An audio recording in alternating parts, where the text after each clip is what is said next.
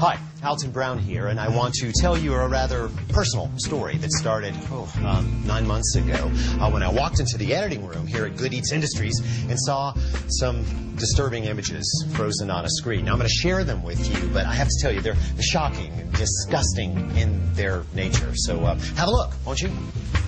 This was shot at a crawfish farm in Louisiana. You see that? That's me. And that's also me, all me. Ooh, look at that, me, and there again, me. Now, needless to say, I fired the editor, destroyed the tapes, and tried to deny the fact that, well, I look like Marlon Brando, circa 1979. But the next morning, for the first time in 2 years, I got on the bathroom scale. And what did it say?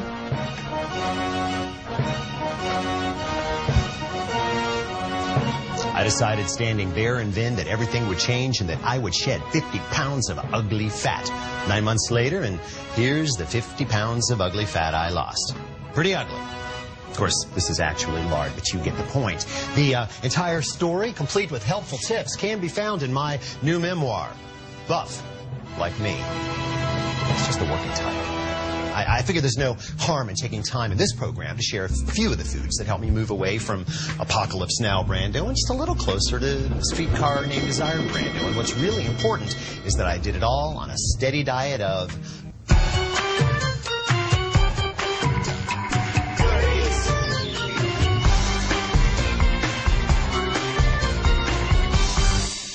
Before we get started, my attorneys Itchy and Twitchy want you all to know that I am neither a physician nor a dietitian, and that the information about to be presented is experiential, experimental, and exploratory in nature. Guys, I'm not trying to sell anything here. I'm just... also, I should stress that before beginning any diet plan, you should consult your primary care physician. Wait a second. I didn't see a doctor, and even if I had, it wouldn't have been this guy. I mean, he's the cameraman, for goodness sakes.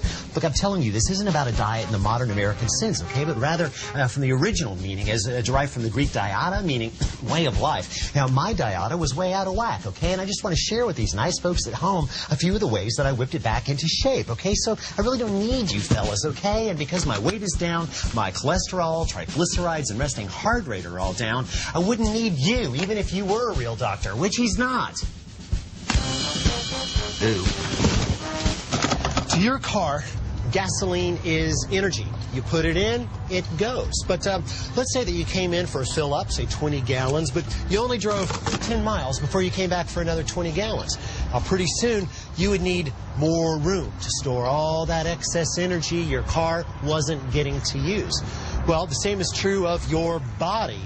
Energy-dense foods like processed starches, desserts, most baked goods, candy, alcohol, and the like provide a lot of energy. And unless you use it by, I don't know, running a marathon every day, you're going to have to find a place to put what you don't use, like here, or here, or here.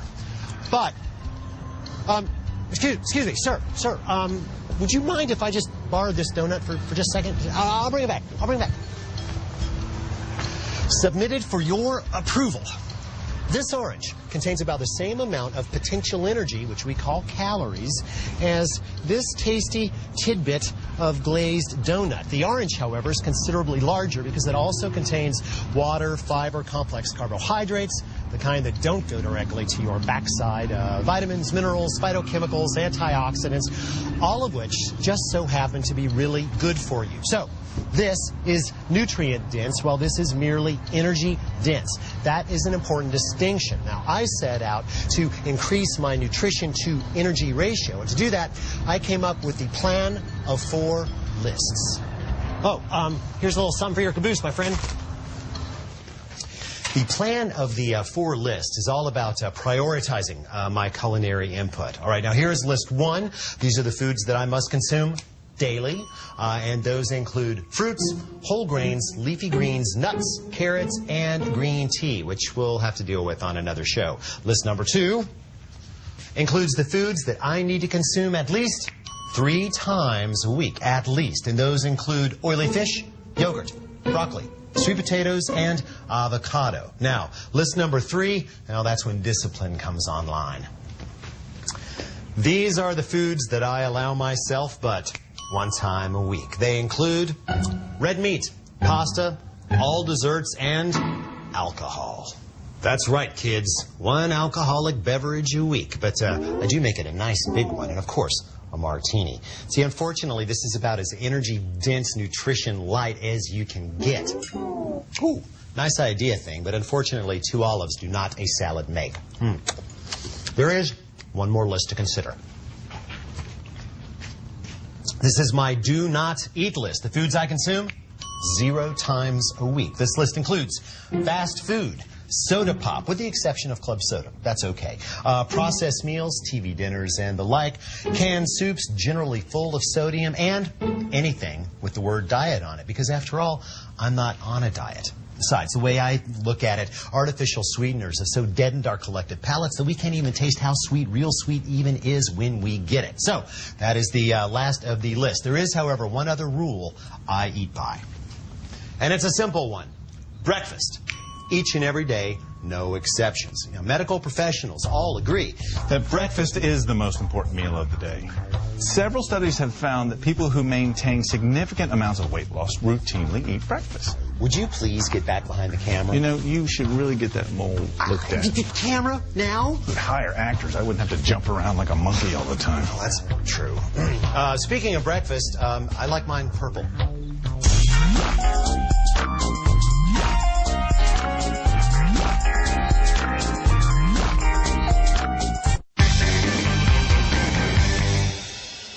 My favorite personal purple delivery device is the smoothie. And if I had a theory of smoothie relativity, it would state that half of a smoothie's mass should come in liquid form. And of course, purple liquid would be better. Now, I like pomegranate, I like Concord grape, and I like acai juice for their flavor and for their high level of antioxidants. So I'm going to go with the acai today.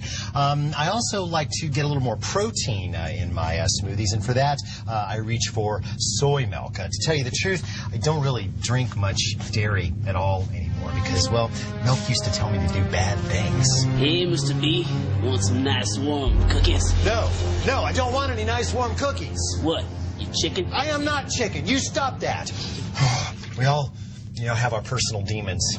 Anyway, make sure your soy milk is low-fat and enriched with both protein and vitamin B12, which most of them are. All right, on to the fruit. I always include 4 types, starting with the purple. Blueberries and or blackberries, which I realize aren't technically purple, but you get the point. Strawberries are always in my smoothies. A lot of vitamin C, some bright acidity, fiber, nice. Cherries and grapes are favorites, but they're too pulpy for smoothies. I usually go also with something orange or yellow in flesh color, like peaches, and mangoes, definitely a favorite. Now, we all know that fresh fruit is best, right? Well, actually, when it comes to smoothies, not so much. Want some cookies? In fact, all of my smoothie fodder stays frozen, beginning with bananas, which I like for their creamy ice cream-like texture and their high amounts of potassium. I buy them on the sale table when they're all streaked with brown and nobody wants them, but they're actually perfectly ripe on the inside. I take them straight home, peel them, wrap them, and freeze them. Get them for about 35 cents a bunch.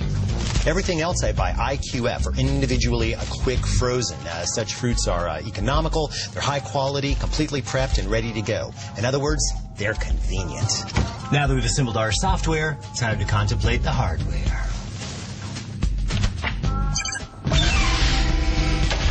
Now, to my mind, a worthy smoothie engine must possess the following features, okay? 1, it's relatively heavy. This one weighs in at 11 pounds, so we know there's a serious power plant inside. Number 2, check out the carafe design. It should be squared rather than cylindrical because food tends to just spin around inside a cylinder. It'll be made of plastic or polycarbonate rather than breakable glass. And the blade assembly will be fixed. Yes, it'll be a little trickier to clean, but at least it won't come apart during a blending session. That would be bad. Now, take a look at the lid. It should be heavy and very firm fitting. All right, that's quite important. Number Number 4, all smoothie engines possess a variable speed control. This is maybe the most critical characteristic of all. And, number 5, just in case your fruit binds up, you want to make sure your model comes with a plunger. If you tried to use something like a wooden spoon or stick or something, you'll be very, very sorry. As for the robotics, those are completely optional.